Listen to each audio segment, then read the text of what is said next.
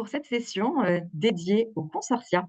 Je suis accompagnée de deux stars du GDS aujourd'hui, Laurence Corrieras, qui est notre expert GDS chez DH, et Maxime Pinchot, qui est le directeur de Smarty Hotels. Je vous laisse vous présenter en quelques mots. Allez, je commence.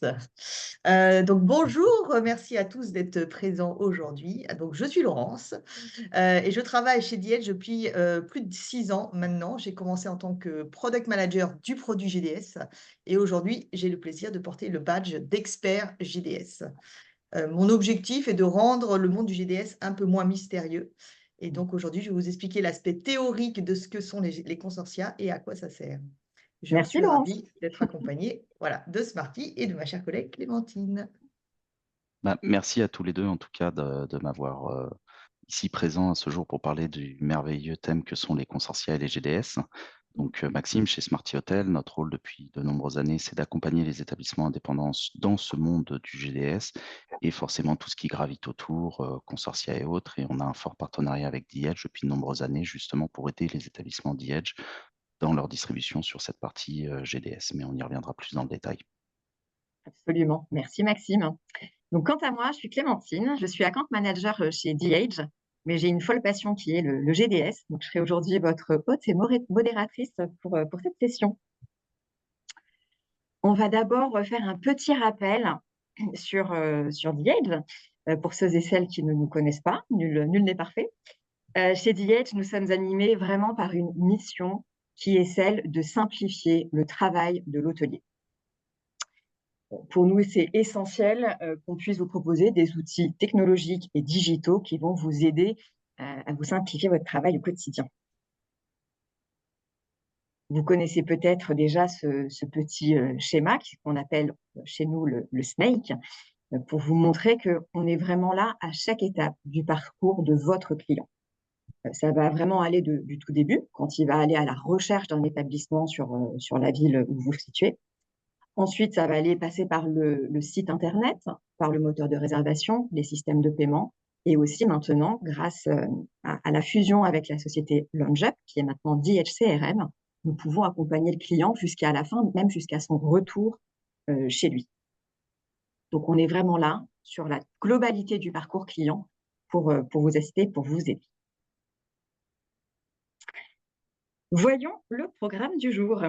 Laurence va commencer par un petit rappel théorique, comme elle le disait tout à l'heure, sur les consortia et les TMC pour bien comprendre leur rôle et leur importance pour booster vos ventes GDS.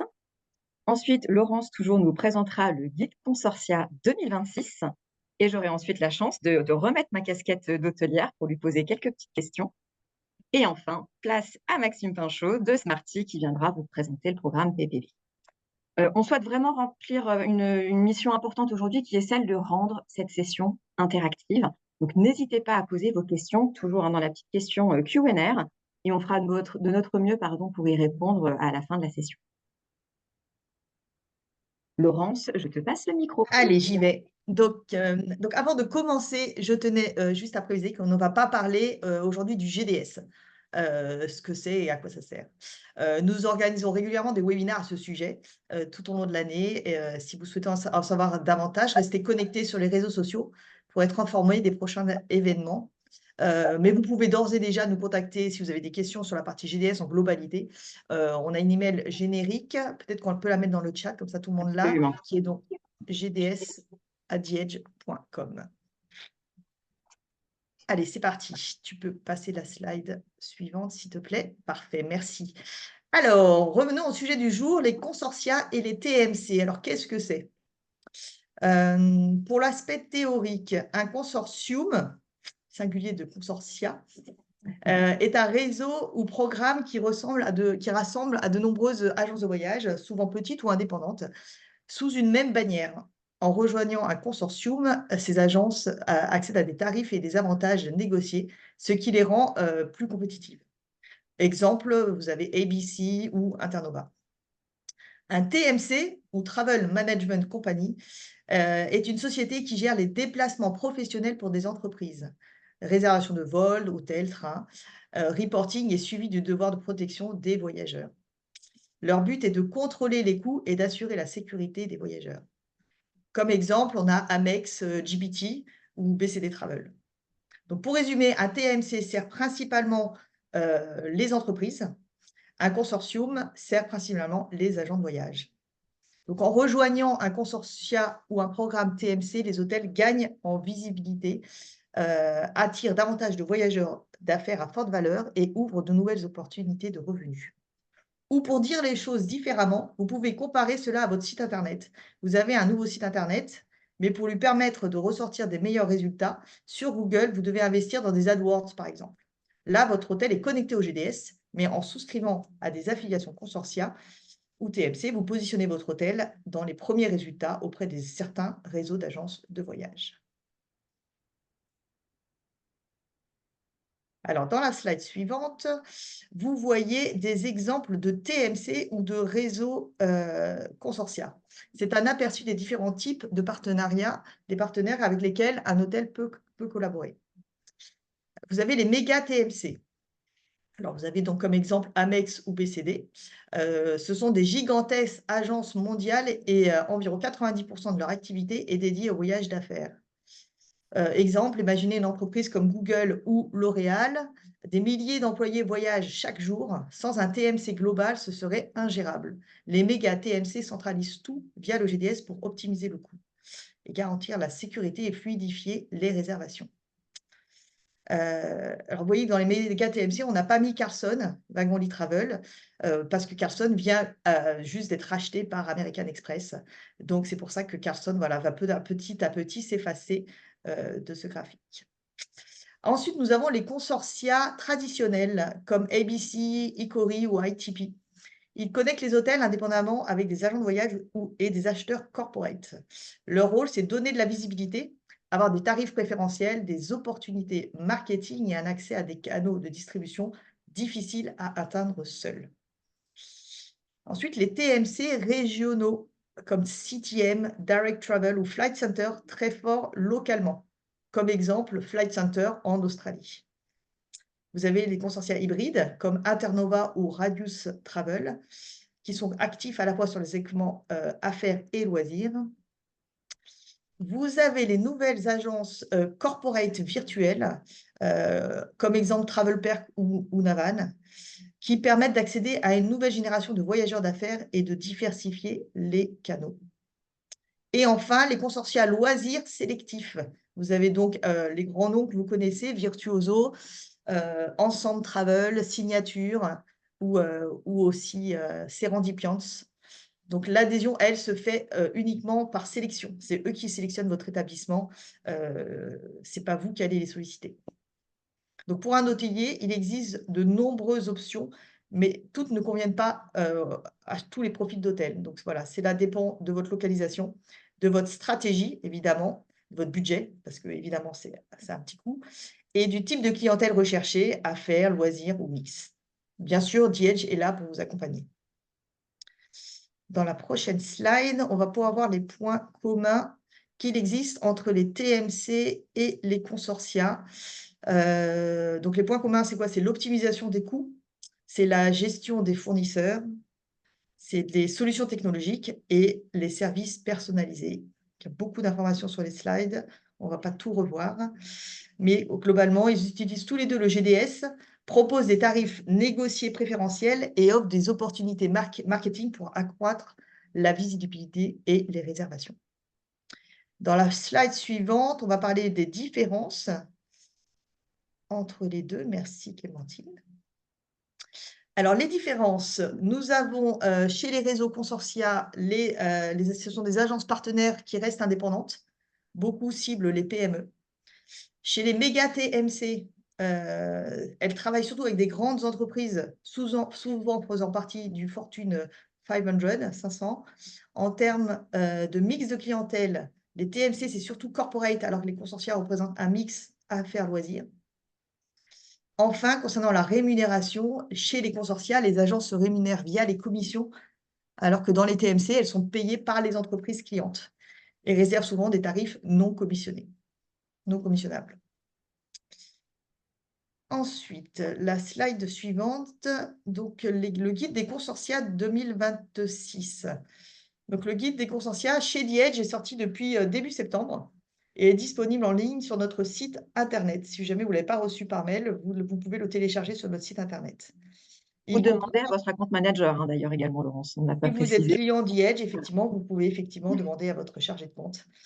Il pourra vous le fournir. Donc, ce guide comprend les programmes les plus classiques. Si toutefois, on n'a pas pu tout mettre, si toutefois, il y en a qui vous intéressent, qui ne sont pas dedans, bah, n'hésitez pas, on peut tout à fait vous apporter les informations supplémentaires.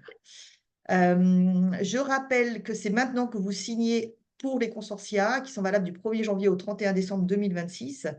Vous n'avez aucun intérêt à attendre et signer en février ou mars. Sinon, globalement, ce sera le même prix et ça se terminera toujours à la fin de l'année. Donc, c'est maintenant que ça se fait. Et puis, il peut y avoir des frais de pénalité en participant en retard également. Il y a des deadlines à respecter. Ensuite, sur la slide suivante, oui, donc ce guide est effectivement assez complet. Là, c'est le sommaire que vous voyez, complet et en informations et détails. Il y a des brochures téléchargeables en ligne. Faut savoir quand même que la grande majorité sont des programmes payants. Et si c'est le cas, le prix sera indiqué dans le guide, évidemment. Nous n'allons pas détailler ici chaque programme présent dans le guide, car ce serait bien trop long, mais veuillez noter que nous avons eu la présence de notre partenaire American Express, Amex, sur ce même webinaire en version anglaise début septembre, qui nous a détaillé le programme Amex. Donc, on vous a mis un QR code si vous voulez le scanner. Ça, vous allez retomber sur notre webinaire que l'on a fait du coup, et une présentation globale d'American Express, donc en anglais pour le coup. C'est pour ça qu'ils ne sont pas là aujourd'hui, parce qu'ils ne parlent pas français. Sur la slide suivante, un petit mot important pour dire qu'effectivement, la partie reporting. Donc, chez The Edge, nous suivons la production consortia, évidemment, qui passe par le GDS. Donc, si vous êtes client The Edge, vous retrouvez la production par consortia, donc dans la section rapport. Vous avez donc une page qui s'appelle GDS et dans GDS, vous avez plusieurs graphiques, dont les consortia. Donc, effectivement, vous pouvez trouver, voilà, dans ce graphique, on voit effectivement qu'il y a de la production ABC, Tor et d'autres, ce qui vous permet effectivement d'analyser et puis voir lesquels réservent ou pas votre établissement. Alors, quand c'est NA, on voit qu'il y a NA, c'est rayé en bleu. Ce n'est pas une erreur du graphique, c'est juste que c'est des agences qui ne font juste pas partie d'un réseau consortia. Ça peut être Egencia, par exemple. Voilà, il y en existe d'autres, mais vous avez le détail dans un autre graphique. Si vous allez sur cette page GDS, vous allez voir le détail de quelles sont les agences qui réservent. Voilà, donc ça, c'est important de le souligner. Merci, Laurence, pour toutes ces De rien, informations. Maintenant, je vais avoir le plaisir de remettre ma casquette d'hôtelière et de venir te poser quelques petites questions. Donc moi, Clémentine, en tant qu'hôtelière, je suis déjà visible sur les GDS, donc je suis déjà visible auprès de peu près 500, 550 000 agents de voyage. Mais du coup, pourquoi est-ce que j'aurais intérêt à nouveau dépenser dans un consortia? Donc effectivement, c'est ce que j'ai plus ou moins dit, mais je vais le redire parce que c'est important, c'est pas toujours clair. C'est qu'effectivement, vous êtes connecté sur le GDS par The Edge ou un autre distributeur, peu importe, mais en tout cas, vous êtes visible auprès des 600 000 agents de voyage. Donc ça, c'est super. Le problème, c'est qu'effectivement, si vous voulez augmenter votre visibilité auprès de tel ou tel réseau d'agences, par exemple, vous savez que voilà, vous voulez toucher plus de corporate et vous n'avez pas encore de contrat direct avec les sociétés, c'est pas toujours simple de les approcher. Du coup, vous allez viser des consortia ou des TMC qui sont du coup 100% corporate. Donc, en signant avec Amex, BCD Travel ou d'autres, bah, ça va vous permettre effectivement de vous rendre plus visible auprès de ces agences de voyage qui réservent pour des sociétés. Et donc, du coup, de toucher des sociétés par ce biais-là. Et du coup, ah oui, donc enfin, si je réfléchis en tant qu'hôtelière, je me dis que par exemple, la réception, il pourrait en plus peut-être glaner l'information de savoir quand il voit du corpo arriver, de demander de quelle société ils viennent, par exemple, pour derrière se dire, tiens, j'ai eu tant de réservations Sanofi ce mois-ci, c'est peut-être intéressant, ça veut dire qu'il y a peut-être un bureau Sanofi pas si loin et aller le chercher Oui. après en direct. Alors oui, dans l'idée globale, c'est ça. C'est pas si simple parce que dans les réservations GDS, dans le flux que nous envoient les agents de voyage, on aura toutes les informations sur l'agent de voyage. Donc on sait que c'est Amex, Hong Kong qui a réservé l'hôtel. Mais donc quand on regarde, on est quasiment sûr que c'est pour une personne en semaine. Donc, voilà, on voit que c'est un profil quand même plutôt corporate. Et effectivement, si à la réception, on ne fait pas la démarche de demander c'est qui la Ouais. société derrière, on ne peut pas le savoir. Donc, c'est vrai que ça, c'est gratuit. C'est des choses qu'on encourage tous les hôteliers à le faire. C'est de savoir si, voilà, on voit une réservation qui vient du GDS, on va regarder c'est qui l'agent de voyage qui réserve. Et effectivement, donc le profil du client, voilà, s'il vient seul en semaine. Et après, on peut être sûr que c'est, donc on sait que c'est Sanofi, par exemple. Le monsieur va Ouais. venir ou la dame va venir, elle va vous dire: «Je travaille pour Sanofi» et effectivement, c'est très important, c'est de taguer dans votre PMS que voilà, c'est un client Sanofi et comme ça va vous permettre de sortir des statistiques et de peut-être vous apercevoir qu'au bout de 1 ou 2 mois, bah, vous avez, en fait, beaucoup de clients qui viennent de Sanofi qui viennent chez vous. Voilà et Très bien.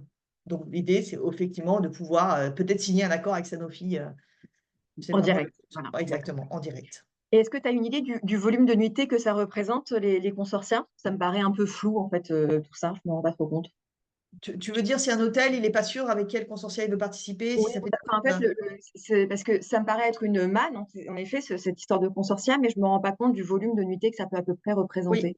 Alors dans la brochure des consortia, vous avez, pas tous, mais certains communiquent les top cities. Donc déjà, vous avez une idée quand même des villes qui sont réservées. Mmh. Si votre hôtel, la ville de votre là où est localisé votre hôtel n'est pas présente dans ce listing, dans ces cas-là, vous pouvez passer par nous. Nous, on les contacte et on peut effectivement sortir, mais c'est important effectivement avant de payer, d'être sûr qu'il y ait quand même un intérêt parce que voilà, ils sont payants, il faut que quand même il y ait une rentabilité. Il faut être sûr au moins de la rentabilité. Donc on est là pour vous aider effectivement, pour, sortir des rapports assez poussés par réseau d'agences. Très bien. Alors, tu as parlé des TMC, comme quoi ça pouvait toucher donc des sociétés, mais est-ce que participer au consortia, du coup, ça aide aussi à capter cette clientèle, corpo? Oui, bah, on a vu effectivement, il y a certains consortia qui effectivement font un mix corpo loisirs. Voilà, donc peut-être ABC, on en parlera parce que Maxime va vous présenter son programme dont fait partie, ABC. Donc effectivement, ABC, je n'ai pas la proportion, de corpo loisirs. Peut-être Maxime, tu l'as toi de ABC? C'est plutôt, ils ont dans les 35-40% corporate à peu près. Ah oui. Voilà. Donc effectivement, donc en touchant des consortia qui sont un mix, c'est bien parce que ça ne touche pas que du corpo, parce qu'on ne veut pas forcément que du corpo, mais ça touche aussi du corpo. Donc voilà, ça fait un bon mix. Donc ça, c'est un travail effectivement comme je disais, effectivement, ça dépend de votre budget, déjà le 1er parce que voilà, ça coûte de l'argent et aussi de votre stratégie. Et ça, c'est des choses sur lesquelles on peut vous accompagner. Voilà, parce qu'en effet, moi, en tant qu'hôtelière, j'ai un groupe de 2 hôtels. J'en ai un 4 étoiles, 55 chambres à Paris, près de Montparnasse, et j'en ai un autre, un 5 étoiles à Bordeaux, 45 chambres. Donc il y a pas Oui, un seul il va me falloir non. des consortia Non, différents. effectivement, ça ne sera pas du tout les mêmes réponses qu'on donnera aux deux hôtels. Typiquement, les 5 étoiles, on est plus sur du loisir, haut de gamme, comme on a dit, Virtuoso, Signature, Ensemble, Sérendipiance, enfin ces grands réseaux-là. Donc là, on vous aidera plus ou hôtel, Fine Hotel Resort d'Amex aussi, ça c'est aussi des choses, hyper hyper quali. On sera plus sur ces profils-là de recommandations plutôt que voilà, l'hôtel effectivement à Paris, 4 étoiles, je crois que tu as dit, il Oui, sera plus, standard et il pourra effectivement, participer à un mix de consortia sur lesquels on d'accord, peut on peut on peut l'accompagner. Mmh. très bien. Je me re-questionne. Alors, tu as parlé brièvement tout à l'heure des dates d'inscription, donc en fait, c'est maintenant qu'il faut s'inscrire pour l'année prochaine alors, c'est bien Oui, ça? bah, exactement, exactement. C'est important de le rappeler parce que les deadlines sont assez courtes. Sont assez courtes. Donc effectivement, c'est maintenant qu'il faut se poser des questions. Alors on peut toujours intégrer, hein, intégrer en janvier, février, les consortia. On peut vous aider à faire sauter les frais de pénalité. Ça, des fois ça passe, des fois ça passe pas. Mais, en tout cas, on est là pour vous accompagner là-dessus mais le coût sera le même, que vous signez en février ou, voilà. Donc c'est pour ça, c'est mieux de le faire maintenant, que vos tarifs soient loadés dès fin d'année pour la saison 2026. Voilà, pour Oui, optimiser au d'accord, mieux enfin cet investissement. je comprends bien. J'ai une dernière petite question. Est-ce que j'ai besoin de l'Anion pour remplir ces enfin, ces RFP? Que je suis un peu perdue sur le process, à mettre en place. Alors ça, c'est une très bonne question parce qu'effectivement, on a souvent la question. Donc, l'Enion Cvent, pour son nouveau nom. Donc, Cvent n'est pas obligatoire du tout pour les consortia.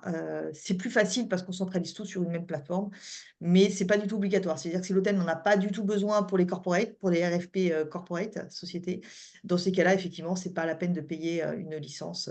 C'est juste plus simple parce que ça centralise, mais voilà, c'est pas obligatoire. C'est pas obligatoire de l'avoir, hein. Je peux ne pas avoir Non, l'Anion, mais enfin Steven, excuse-moi, et pour autant participer quand même à un consortium. Parfait. absolument. Merci Laurence pour toutes ces explications. C'est plus clair déjà. C'était hyper instructif. Je vais bientôt passer le micro à Maxime. Je voulais juste vous mentionner, n'hésitez pas à mettre vos questions dans la section Q&R. On y répondra à la toute fin de cette section. Maxime, je te passe le micro. Merci beaucoup Clémentine, merci beaucoup Laurence pour cette belle introduction. Et en effet, c'est un joyeux monde qui est celui des consortia et des TMC et tout ce qui va avec. Vu que, comme le précisait Laurence, pour aller sur le corporate, les TMC sont intéressants. Il y a aussi tous les nouveaux acteurs comme les Naban, Travel Perks et ainsi de suite, si vous voulez plutôt de la PME, petites et moyennes entreprises. Donc, il y a vraiment tout un mix qui est à venir chercher. Toutefois, plutôt que de parler pendant des heures de tout ce joyeux mélange, je suis ici pour vous présenter le programme Paper Performance. C'est un programme qui a été développé en partenariat avec The Edge. Justement, Clémentine, pour répondre à la problématique que tu posais auparavant, je suis un hôtelier, j'ai envie de me lancer dans les consortia, mais comment je fais vu que chacun d'entre eux me demande des coûts? Et donc là, on peut le voir sur la prochaine slide, l'idée du programme, c'est justement de travailler sur une base de retour sur investissement, en fait, avec les consortia, où tout simplement, on est parti d'une page blanche avec ces derniers. On leur a dit tout simplement, vous avez besoin des hôtels indépendants et c'est un marché qui vous intéresse en tant que réseau d'agences de voyage, vu que vous souhaitez avoir des hôtels indépendants. Toutefois, vous n'arrivez pas à pénétrer le marché compte tenu du business model parce que les hôtels indépendants ne veulent pas faire l'investissement, qui peut des fois coûter plusieurs milliers d'euros juste pour voir, pour rentrer dans le programme, sans même savoir si on va faire des réservations. Donc, par rapport à cela, on a retourné la balance, si je puis dire, où on a travaillé avec les consortia de manière à se dire, on évite les droits d'entrée exorbitants, on garde quand même un minimum de frais administratifs, vu que vous allez le voir, il y a pas mal d'administratifs pour nous après derrière. Mais toutefois, on va rémunérer les consortia à la réservation. Donc, dès qu'il y a une réservation qui vient dans mon hôtel, bah, tout simplement, certes, j'ai toujours mes frais GDS, j'ai toujours ma commission agence de voyage, mais je vais en plus réserver un petit montant pour le consortia et rémunérer du coup ABC, Tor et World Rainbow, ce qui m'évite de sortir de l'argent dès le départ et de travailler plutôt à la performance avec ces derniers. Donc, c'est un programme sur lequel on travaille avec ABC, Tor et World Rainbow Hotels, qui sont les trois consortia qui nous ont fait confiance pour poursuivre ce marché. Et je vais vous les présenter un peu juste après. Quelques petites conditions si on regarde sur la slide suivante. Au niveau du programme, vous verrez que l'offre reste très classique parce qu'on pourrait se dire c'est un système à la performance, le consortia n'a pas son droit d'entrée, je suis parqué dans une voie de garage. Pas du tout. C'est exactement les mêmes relations, les mêmes participations, si je puis dire, et les mêmes conditions de participation si vous étiez dans le programme et que vous payiez plusieurs milliers d'euros en droit d'entrée. Donc, par rapport à ça, vous avez accès aux mêmes mises en avant sur les systèmes de réservation de chacun des partenaires. Vous avez accès aux mêmes opportunités marketing où vous pouvez faire des mailings, vous pouvez faire des webinars, plein d'actions par la suite, comme Laurence le mentionnait. Là, je rentre un peu plus en détail. Vous avez la possibilité aussi avec ABC pour nos hôtels. Tu parlais, Clémentine, d'un 5 étoiles plutôt high-end. On a un début d'entrée pour les hôtels qui veulent commencer à s'intéresser à ce type de réseau et ce type de marché avec ABC qui fait une partie exclusive pour son programme luxe. J'y reviendrai par la suite.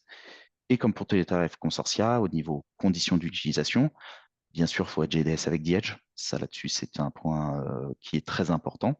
Donc, n'hésitez pas à contacter tout simplement votre représentant The Edge si la distribution GDS et vous pourrez échanger, que ce soit avec Clémentine, Laurence ou peut-être avec mes équipes, justement sur ce biais-là.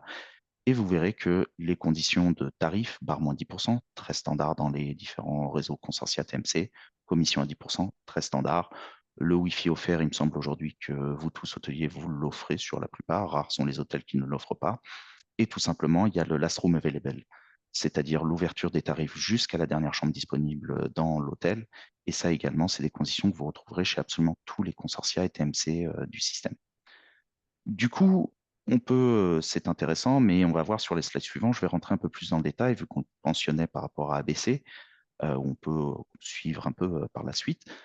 ABC, on le parlait, ça reste un réseau qui est assez important. C'est un consortia, donc c'est un réseau d'agences indépendantes. Toutefois, l'année dernière, ils ont généré près de 7 milliards en réservations au global, dont 35 millions de nuitées d'hôtel. On pourrait se dire que c'est génial, c'est très américain, ça ne me concerne pas si je suis en Europe ou si je suis partout autre dans le monde. Toutefois, il faut savoir qu'ils ont des agences dans plus de 120 pays. Donc, ils réservent absolument partout. Rares sont les villes dans lesquelles il n'avait pas un minimum de réservations qui étaient présentes. Donc, c'est également un des réseaux d'agences de voyage qui est les plus grands pour les hôtels indépendants.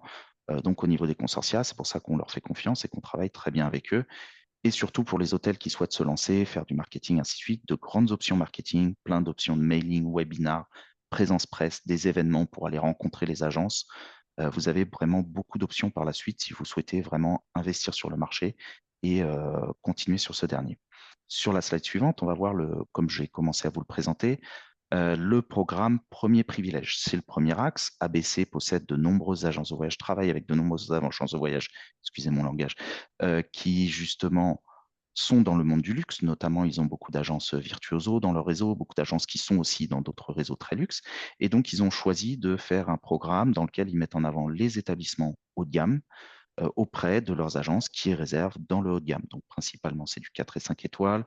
On a besoin d'avoir une certaine note auprès de Northstar de 7 ou plus, mais ça fait partie des détails que l'on pourra discuter ensemble si jamais ce dernier vous intéresse pour regarder les conditions, si vous pouvez être éligible et si cela fonctionne. Comme dans la plupart de ces réseaux de luxe, vous trouverez le même type de conditions chez Serendipian, chez Virtuoso, chez d'autres, au-delà de la problématique de rentrer dans ces réseaux, bien sûr.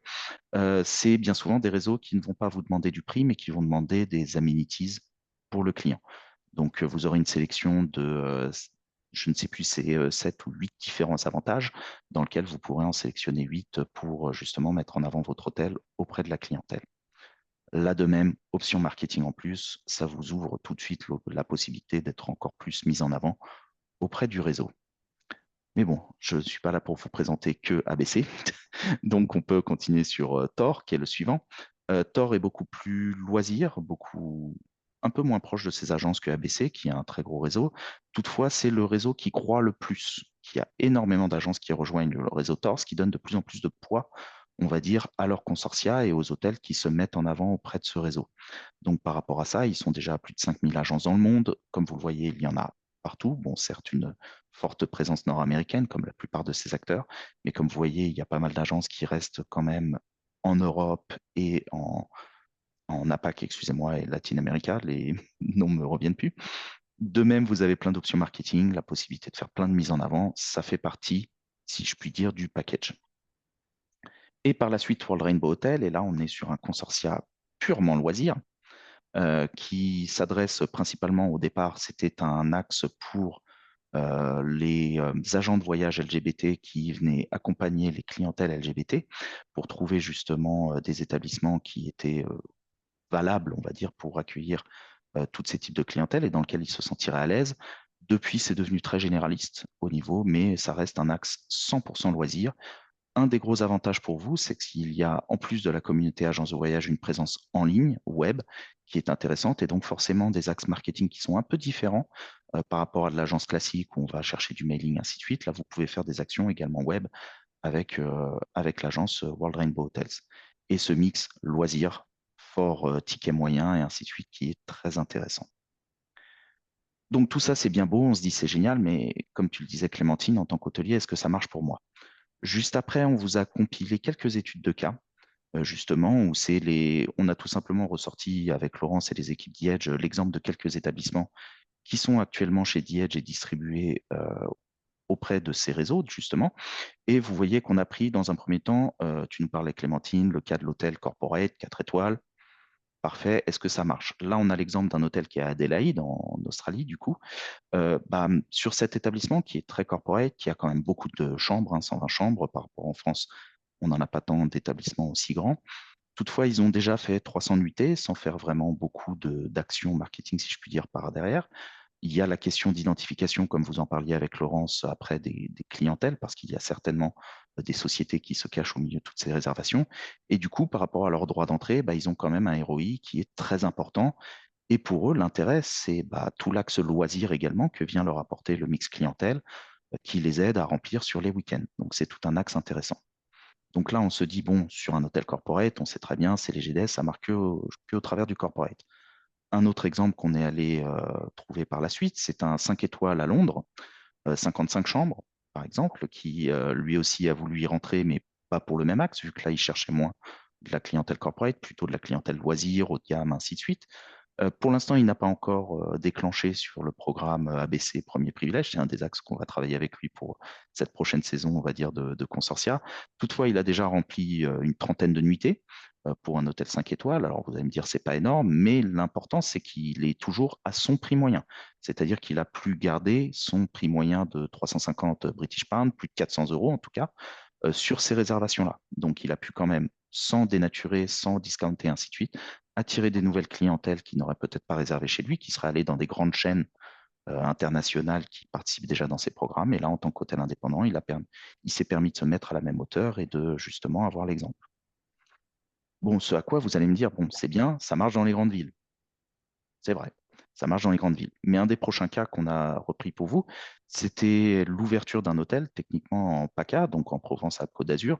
Certes, proche d'une grande ville, mais proche, comme vous le savez, tout comme nous ici, proche ne veut pas dire dans la grande ville, surtout quand on parle de corporate. Bah là également, c'est un hôtel qui est très loisir, bord de mer, des services additionnels, et donc ils ont quand même pu avoir un ROI de plus de 20 fois par rapport à l'investissement, si je puis dire, sur l'entrée.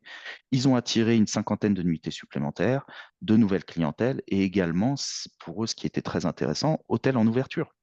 Donc, dès le début, sur un hôtel en ouverture, ils ont pu se mettre en avant, être présentés. On a même fait des actions de emailing avec ces derniers pour les mettre en avant auprès d'une nouvelle clientèle et justement leur permettre de montrer l'hôtel, montrer qu'il existe et créer un point sur la carte, si je puis dire, pour ce type d'établissement loisir. Là, dans ce cadre-là, bon, forcément, on vend de la Méditerranée avec des chambres qui sont vues sur la mer.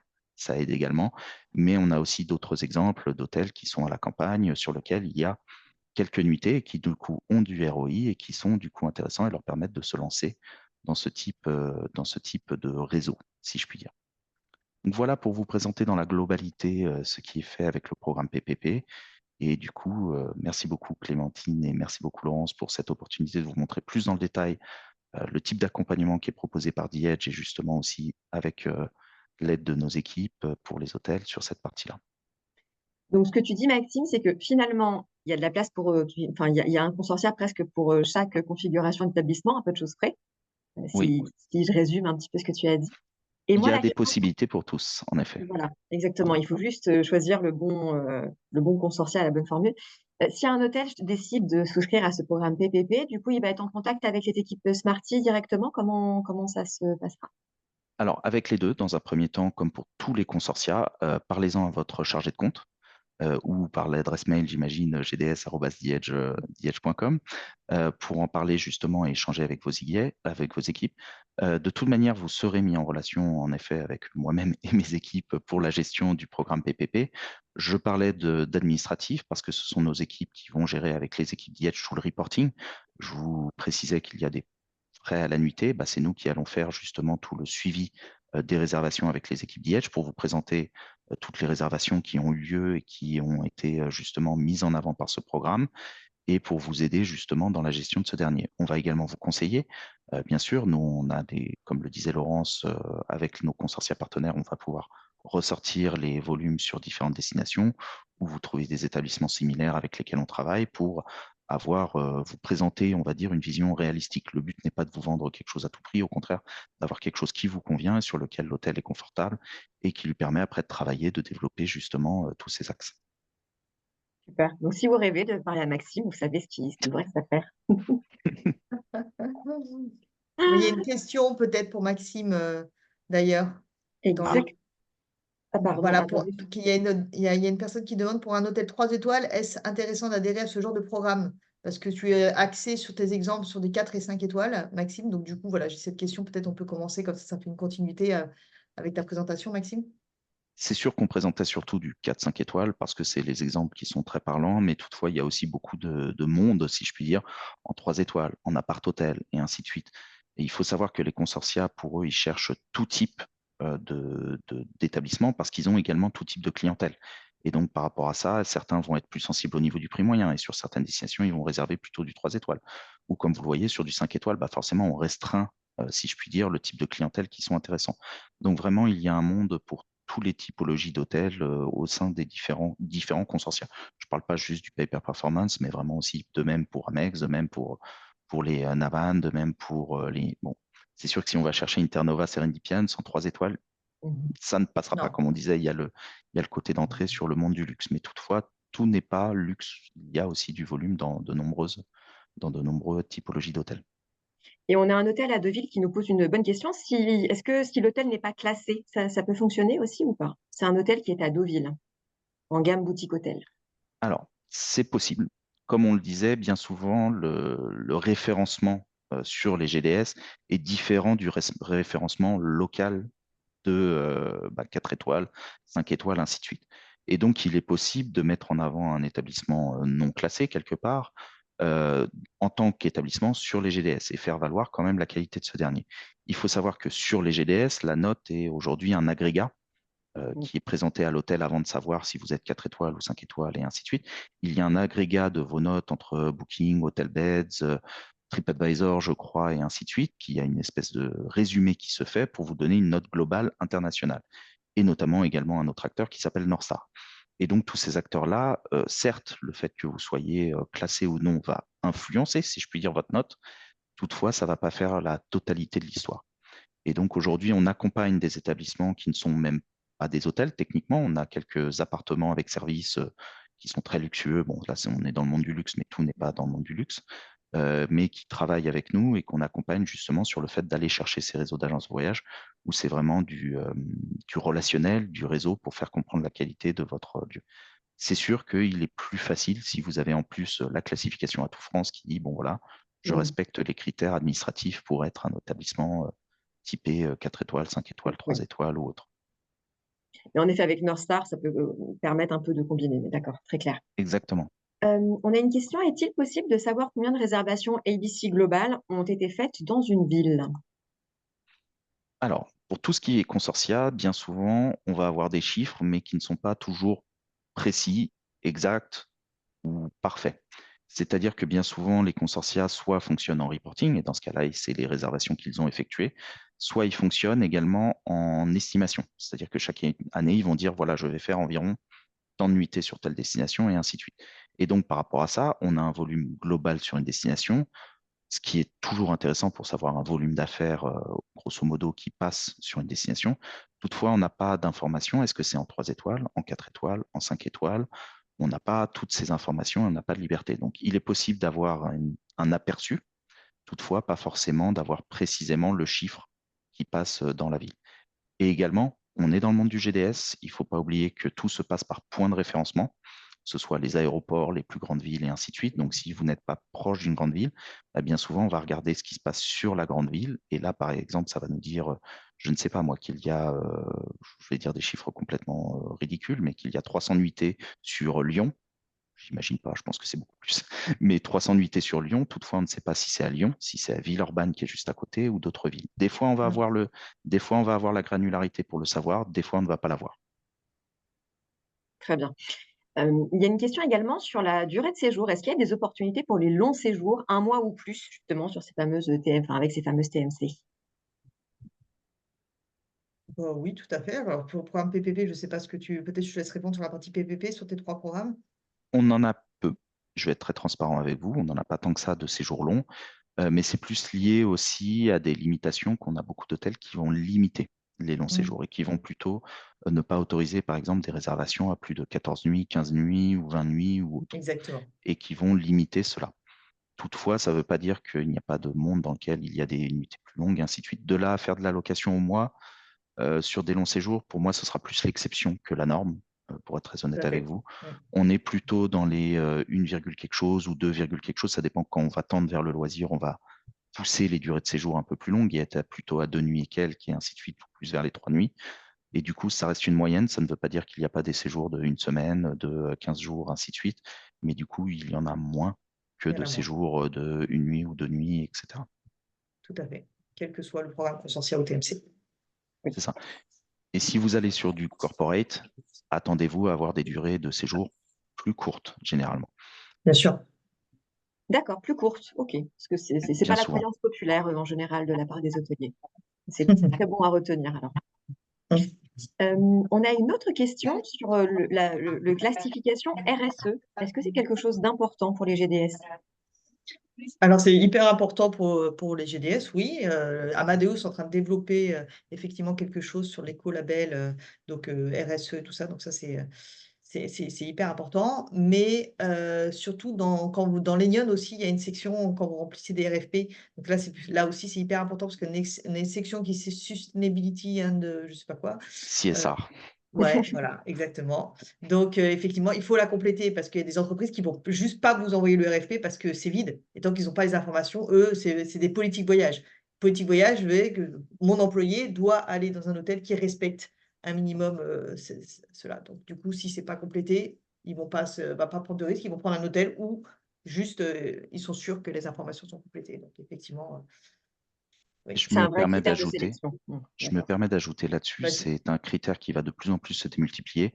Il ne faut pas Mmh. oublier qu'il y a la réglementation européenne justement sur l'éco-responsabilité des entreprises qui se pousse de plus en plus et qui Mmh. va pousser les grandes entreprises, et grandes, c'est très relatif parce que le critère descend de plus en plus au fur et à mesure des années. Je vais vous dire une bêtise, on était à 2000 employés, 1000 employés, ça va descendre vers les 200 employés, ainsi de suite. Donc ça va concerner de plus en plus d'entreprises qui doivent justement jauger de leur éco-responsabilité, certes, auprès d'eux-mêmes en interne, mais aussi dans leurs achats.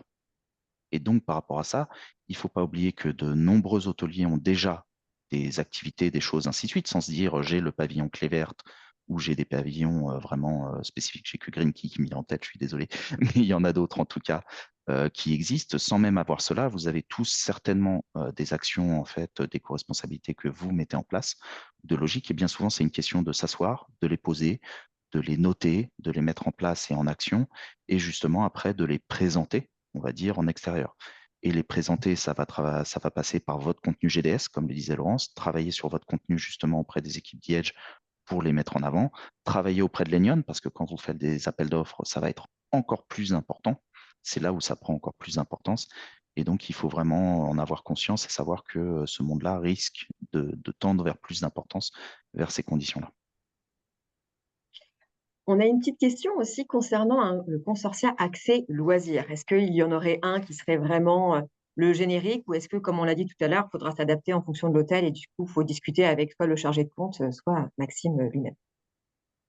Non, effectivement, loisirs, bah, ça dépend après de la catégorie de l'hôtel Mm. aussi, ça c'est hyper important parce qu'effectivement du 3, 4, 5, bah, du coup, on n'aura pas du tout les mêmes, et puis, non, bah, ça c'est on peut pas répondre à une question parce que ça va dépendre vraiment de répondre avoir la réponse parfaite là maintenant. Ça va dépendre de l'hôtel, la localisation, du budget, tout ça, il y a plein de choses. Donc effectivement, ça, c'est des questions que vous devez avoir avec votre chargé de compte. GDS, voilà, si c'est chez The donc c'est chargé de compte chez The qui sera à même de vous répondre. Mais effectivement, ça, il y a plein de il y a plein de particularités, et donc on est désolé, on ne peut pas répondre parfaitement à la réponse parce que ça va dépendre, mais il y a plusieurs options possibles, effectivement.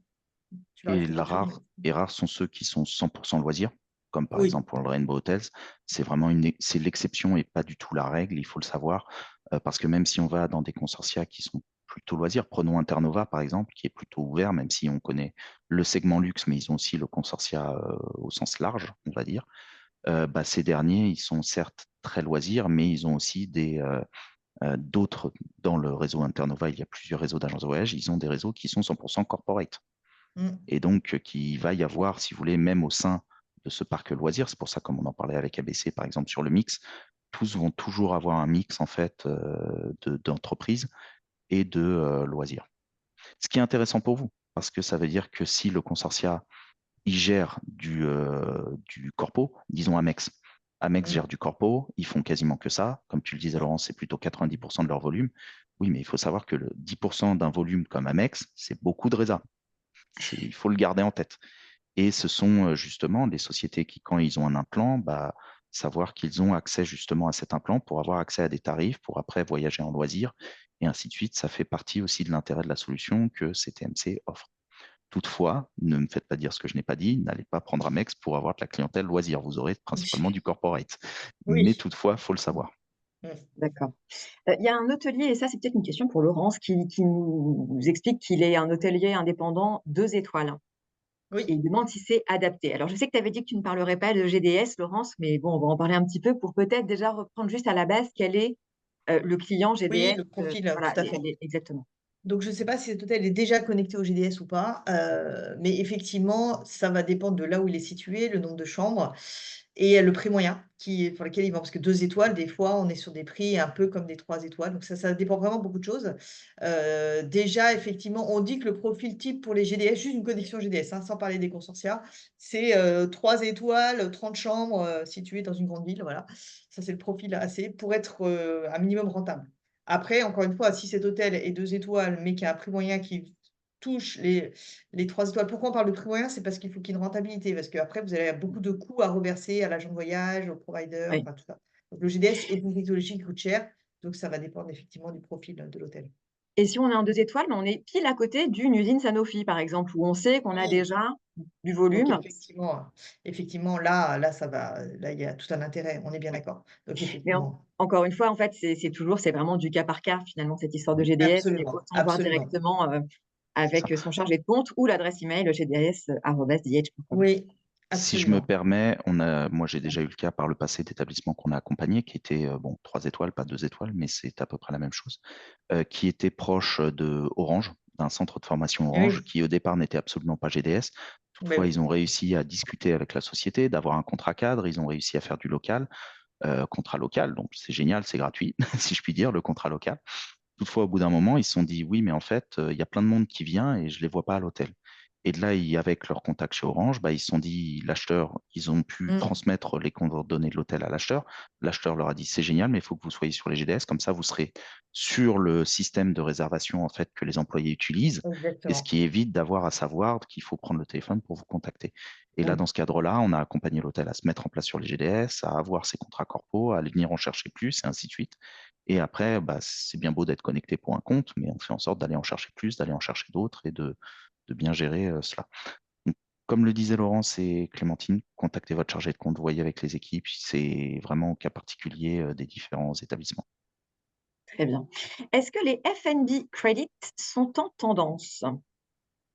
Sur le luxe, oui. Ils sont toujours, en fait, sur le luxe, ils ont toujours été en utilisation. Je vous Oui. parlais, par exemple, pour abaisser des conditions à rajouter, des différents partenariats pour le client à rajouter. Un des points, c'est F&B Credits, c'est Free Breakfast, par exemple, c'est différentes conditions comme ça, ou ça peut être aussi des annulations plus tardives ou du late checkout. C'est différentes conditions, ainsi de suite, qui sont pour le client. Et donc, dans le monde du luxe, le F&B Credit, c'est un peu la base. Dès que vous allez aller chez, que ce soit Fine Hotels and Resorts, Virtuoso et tous ces gens-là, ils vont obligatoirement, à un moment donné, vous aborder dans les avantages pour le client la Et oui. question du F&B Credit ou plutôt du Resort Credit. Parce que bien souvent, Mmh. ils ne le limitent pas au F&B. Je dis resort, mais vous n'êtes pas obligatoirement un resort. Pourquoi? Parce que tout simplement, le client a un crédit qu'il peut utiliser au spa, au restaurant, au golf, par Et au exemple, oui tous les différents services que vous auriez à proposer.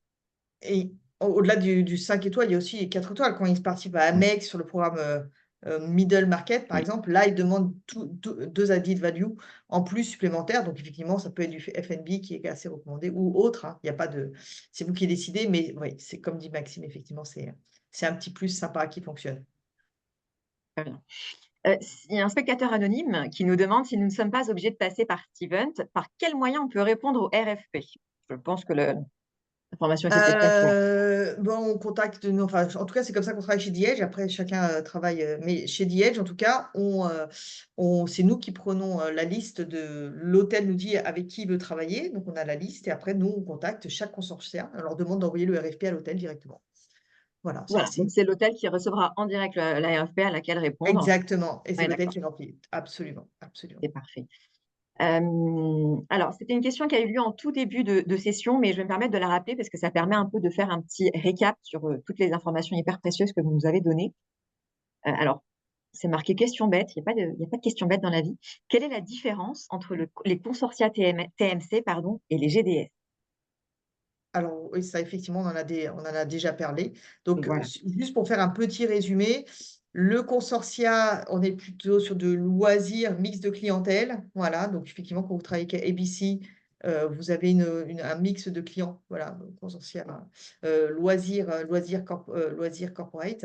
Et effectivement, TMC, comme c'est des agents de voyage qui réservent pour le compte de société, bah, du coup, si vous signez avec Amex ou BCD Travel, là, effectivement, vous avez quand même 90, 95, voire plus, chances de toucher des sociétés directement dans les réservations. Voilà. Très bien. Et on va prendre la toute dernière question. C'est plus une question GDS que consortia. Quand on a un contrat négocié sur les GDS, comment améliorer sa visibilité? Quand on a un contrat négocié dans les GDS, comment améliorer ça? Alors, comment augmenter le nombre de réservations sur le compte négocié? C'est comme ça que je le comprends en tout cas. Donc effectivement, j'ai eu la confirmation oui, donc on est bien parti. En fait, le première chose, c'est effectivement d'aller loader le tarif, dans le GDS, enfin, je rigole, mais parce que, on load le tarif, mais correctement. C'est-à-dire que,